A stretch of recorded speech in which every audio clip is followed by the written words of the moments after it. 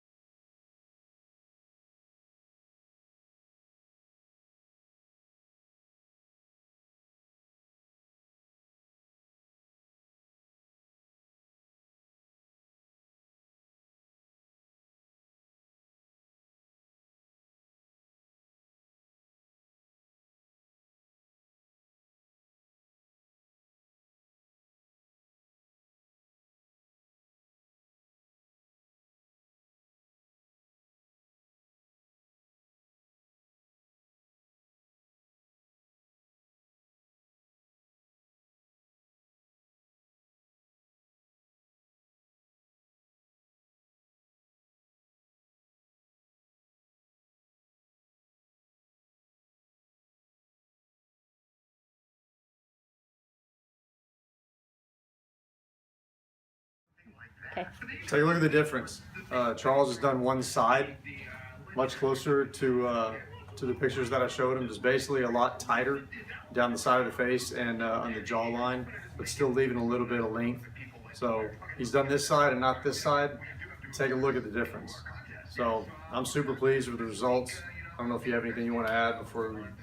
Well, to plan it out, what I'm going to do is work the sides first, and then I'm going to trim up in the middle because we still have a little bit of wildness in the middle. But for most of the part, it's to get the size to match and then work your way and meet in the middle. Okay.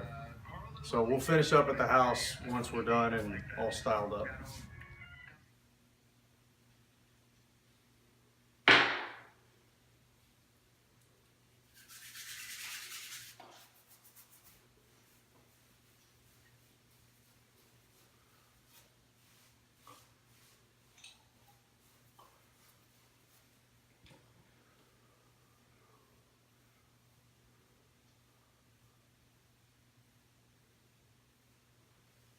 Okay, fresh new look.